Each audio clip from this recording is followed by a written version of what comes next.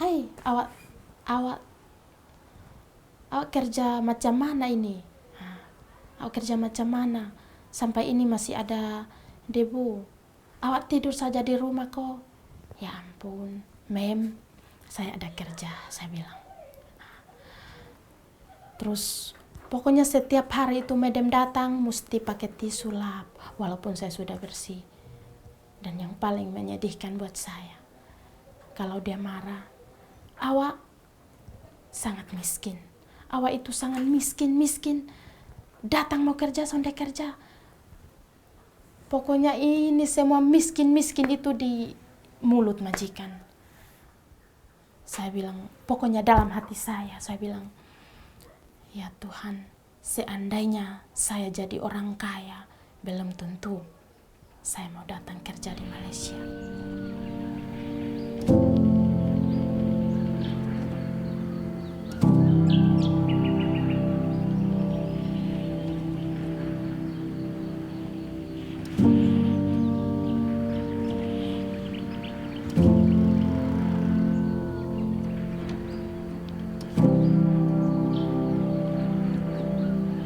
Beliau mengakui itu.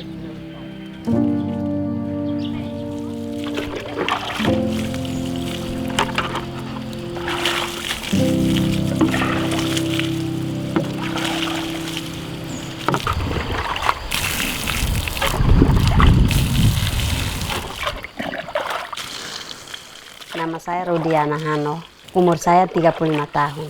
Sehari-hari dalam rumah, bangun pagi kerja, masak, kasih makan ayam, kasih makan babi, terus kita makan sarapan pagi, terus keponakan pergi sekolah, saya pergi siram sayur.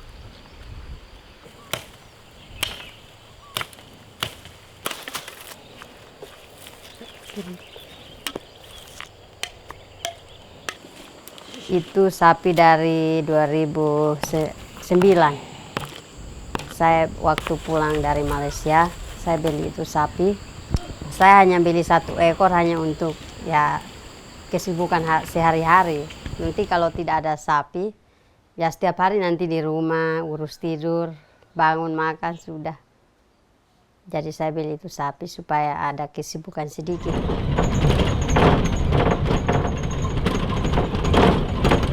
Itu memang ekonomi sangat-sangat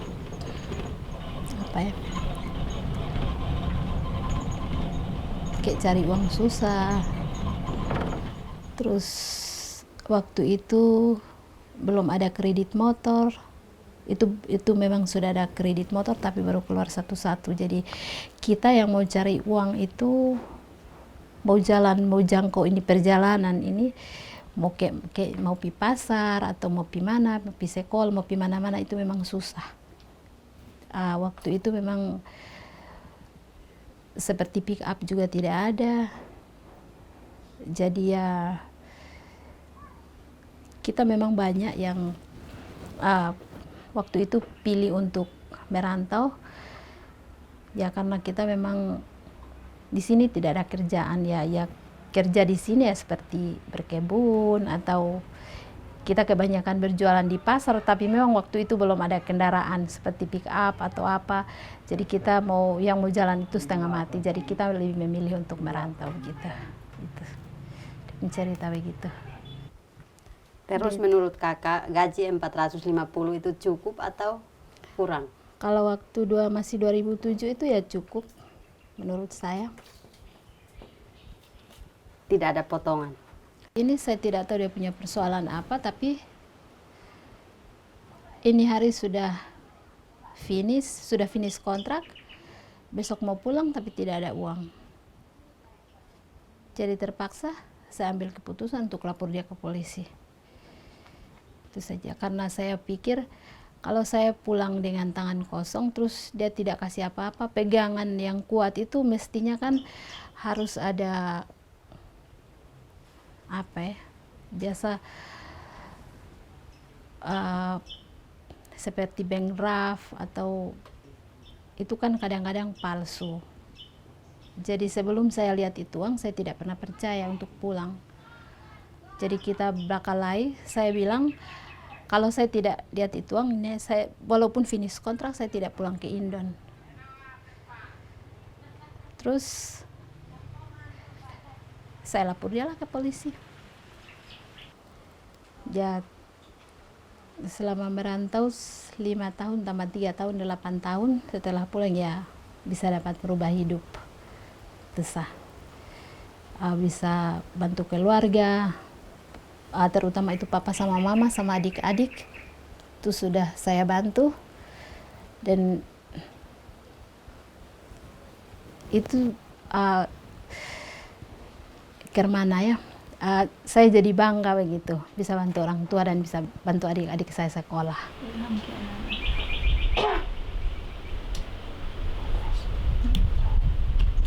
Tadi kita berbicara dengan mantan PMI tentang mengenai pada waktu pemberangkatannya dan sampai di tempat kerja di tanah perantauan bagaimana dan apakah majikannya baik atau tidak.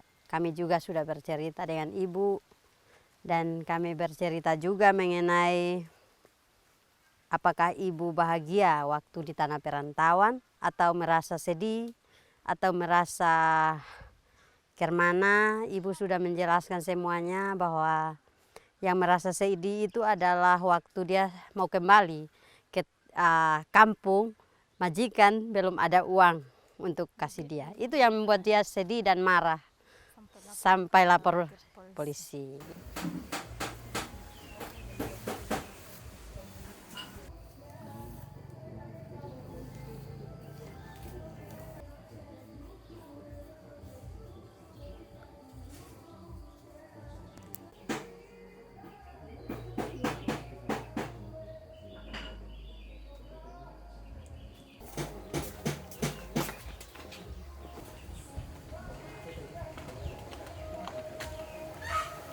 Kakak Deli kan baru 17 tahun. Apakah itu waktu itu Kakak Deli sudah ada KTP atau Memang ada KTP. Pakai awalnya itu sebenarnya di bandara itu kan kita pakai akte kelahiran ya. Di bandara itu sempat ditahan. Cuman karena pengurusnya yang ini jadi kita cuman tinggal tahu saja untuk berangkat. Jadi segala urusannya itu diurus sama yang pengurusnya. Tapi pengurusnya itu kita tidak tahu macam ya yang datang cari pekerjaan untuk yang kerja di sana di luar NTT dijanji gaji 1 juta tapi di sana dikasih 500 bulan pertama itu 500 karena beta mungkin orangnya kayak ya sudah dikasih beta terima jadi mau protes pun takut karena merasa takut karena itu awal pertama dan itu jauh karena itu di Maluku jadi jauh jadi teman yang dengan beta itu yang dia protes tapi akhirnya bos bayar sesuai perjanjian tapi di sana kebutuhan kita sehari-hari itu kita tanggung sendiri jadi walaupun kita gaji cukup besar ya menurut kita cukup besar jadi walaupun cukup besar tapi kebutuhan itu kita biaya sendiri kebutuhan sehari-hari jadi gaji seperti itu belum tentu tetap seperti itu jadi awal di sana itu terima gaji cuman 3 bulan di sana tapi kita terima cuma 2 bulan karena masuk bulan ketiga itu kita sudah kabur. kalau untuk perasaannya ketika katong bertemu PMI dan katong bercerita sharing-sharing tentang dampung kehidupan di waktu mereka di luar negeri begitu kok. Perasaan saya sih takut kedong kas takut. Jadi dari situ tuh beta kerasa kayak aduh, beta berpikir kembali pendiri kayak terlalu terpukul. Coba itu waktu beta jalan pasti beta diperlakukan hal yang sama. Dari situ tuh beta merasa takut, gentar, dan beta sonde pernah berpikir lagi untuk jalan. Nah, dengan bergabungnya JPIT ini, katong ingin memberitahukan kepada kawan-kawan pemuda yang lain agar mereka tahu, mereka mengerti, mereka memahami dampak dari PMI itu apa. Jangan sampai orang datang mempengaruhi kita, lalu kita bilang baik-baik, dan sampai di sana kita keadaan kita tidak baik-baik saja. Itu yang makanya kita ingin memberikan pengertian, pemahaman kepada para pemuda yang belum mengerti tentang apa itu PMI sebenarnya. Begitu. Yang katong lakukan selama ini waktu katong pulang dari kegiatan itu, katong melakukan pendidikan kritis yang pertama. Itu katong melakukan pendidikan kritis di berbagai dusun. Itu dusun 3, dusun 1 tidak sempat, dusun 2, terus dusun 3, dusun 3, dusun 4. Jadi kami melakukan pendidikan kritis di 4 dusun ini. Lalu kami menanam pohon. Itu kami menanam pohon di dusun 1 dan 5. Aduh. Jangan per dusun. Kita bikin kampung saja, lokasi saja. Lokasi saja supaya dari agak 8 titik lokasi berarti.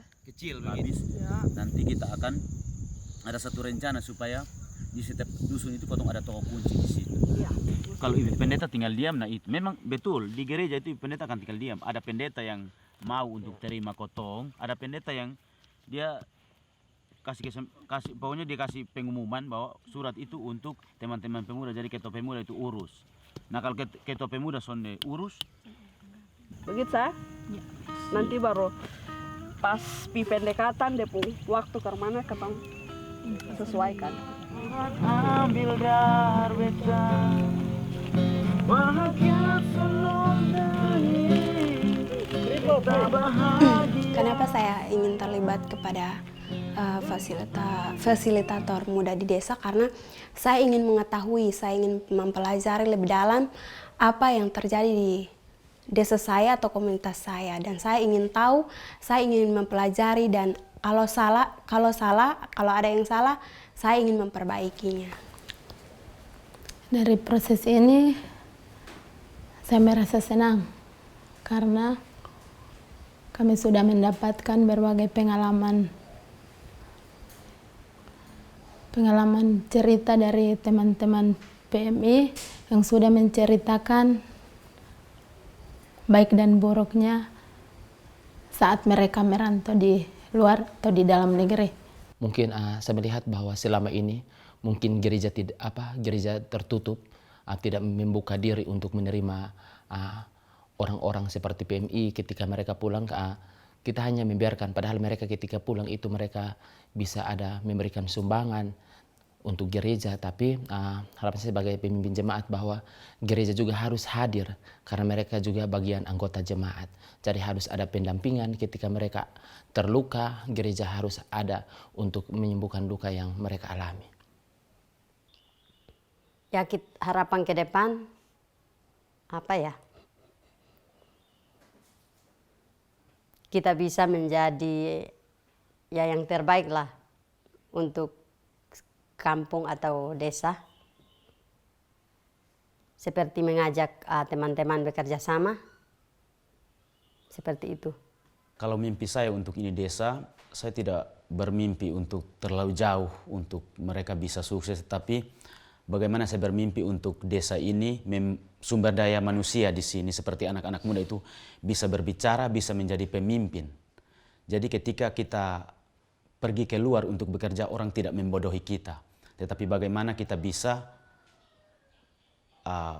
menyampaikan menyampaikan hak kita bahwa saya bekerja di sini, saya punya hak dan tanggung jawab dan saya harus berhak mendapatkan, tidak ditipu dan sebagainya.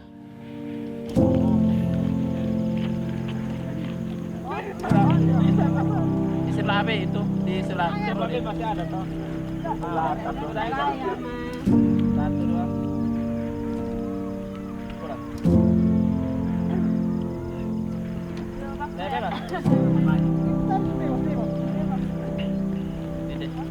Pulang.